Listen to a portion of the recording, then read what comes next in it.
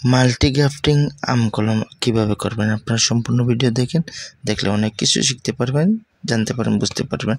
Hello viewers, এই দেখেন আমি প্রথমত একটা গাছ কেটে নিয়েছি। নেওয়ার পরে আমি এই গাছে 4 জাত দিয়েছি আমার পছন্দ মতো অনুযায়ী।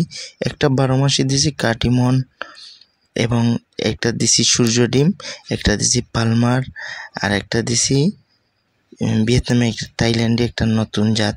আমি এই 5টা জাত আমি ইউজ করছি। আপনারা এই ধরনের চাইলে বাসা বাড়িতে আমার ভিডিওতে অনেক ভিডিও দেওয়া আছে, আপনারা কিভাবে কলম করবেন দেখে আপনারা নিজেরাই বাসা বাড়িতে করে নিতে পারবেন। এবং আমার চ্যানেলের সাথে থাকেন যাতে আপনাদেরকে আমি আরও নতুন নতুন জিনিস দেখাইতে পারি, বুঝাইতে পারি, এবং আপনারাও নিজে উদ্যোক্তা হন।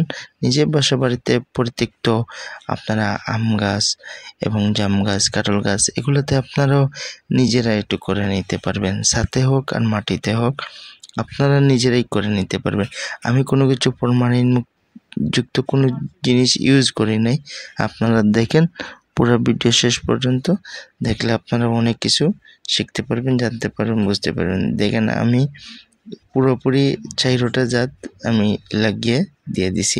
আসসালামু আলাইকুম।